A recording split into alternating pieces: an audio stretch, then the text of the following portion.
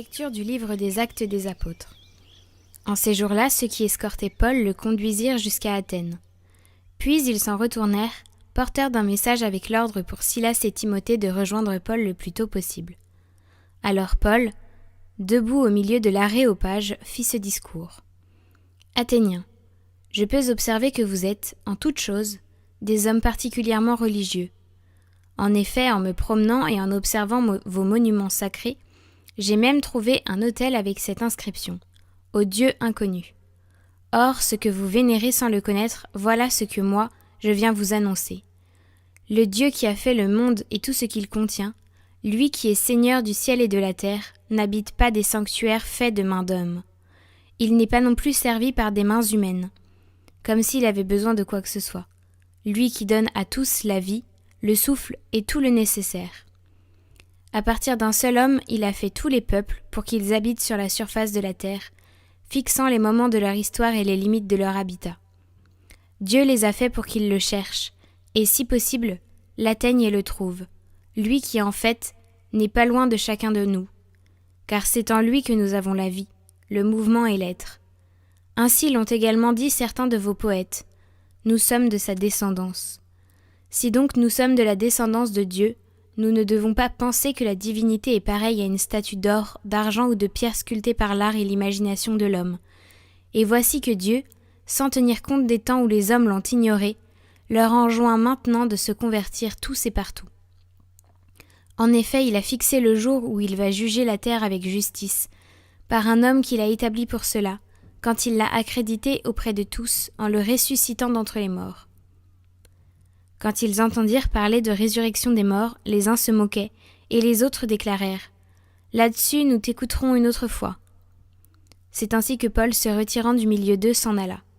Cependant, quelques hommes s'attachèrent à lui et devinrent croyants. Parmi eux, il y avait Denis, membre de l'Aréopage, et une femme nommée Damaris, ainsi que d'autres avec eux. Après cela, Paul s'éloigna d'Athènes et se rendit à Corinthe.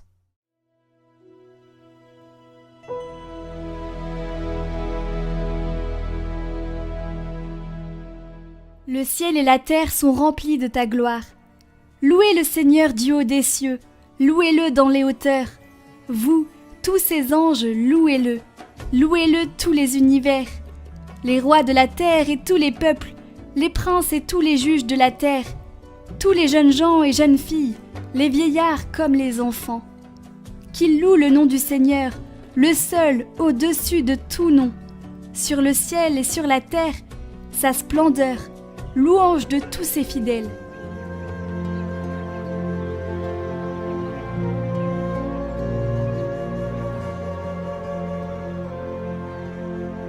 Évangile de Jésus-Christ selon saint Jean.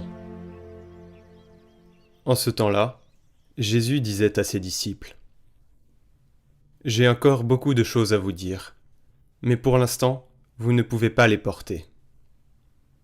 Quand il viendra, lui, l'Esprit de vérité, il vous conduira dans la vérité tout entière. En effet, ce qu'il dira ne viendra pas de lui-même, mais ce qu'il aura entendu, il le dira. Et ce qui va venir, il vous le fera connaître.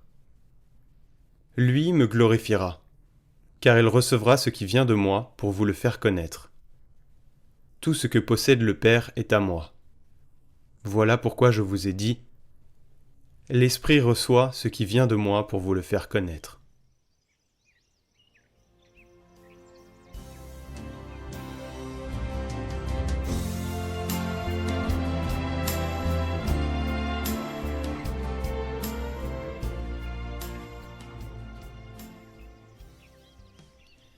Commentaire de saint Hildegarde de Bingen. L'Esprit conduira nos pas. La puissance divine contient l'intégralité de la sainteté. Elle conforte de tous côtés l'esprit intérieur de l'homme qui s'unit à Dieu. C'est elle qui fait goûter les dons mystiques de l'Esprit Saint à celui qui est sur le point de sombrer dans la torpeur. L'homme s'arrache alors à la torpeur, se réveille et tend de toutes ses forces vers la justice. Souvent, cette opération est un combat pénible pour l'esprit, car le corps, même contraint à l'obéissance par la volonté divine, est à peine capable de mener le bien. trop souvent, il cède au désir de la chair, cette chair qui est sa demeure.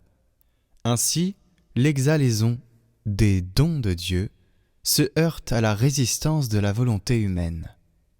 Dieu qui m'a créé, qui est Seigneur et qui a tout pouvoir sur moi, est ma force.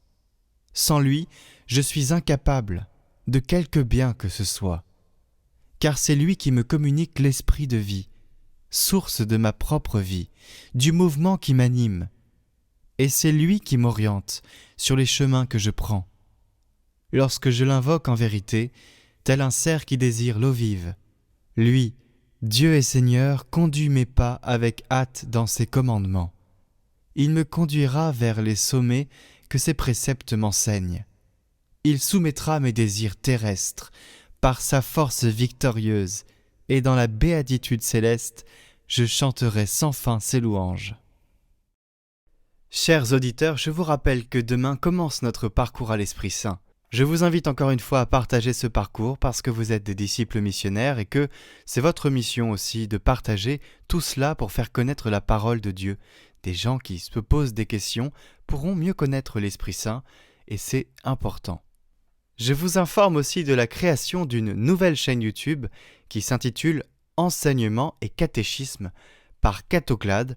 Je vous la mets en lien en description, n'hésitez pas à vous abonner, nous partagerons dorénavant tous les enseignements qui sont, par exemple, comme ce parcours de l'Esprit Saint avec des prêtres et des exégètes, sur cette chaîne et non plus sur la chaîne Catoclade Prière qui sera dorénavant uniquement utilisée pour la prière. C'est plus clair et plus simple pour tout le monde.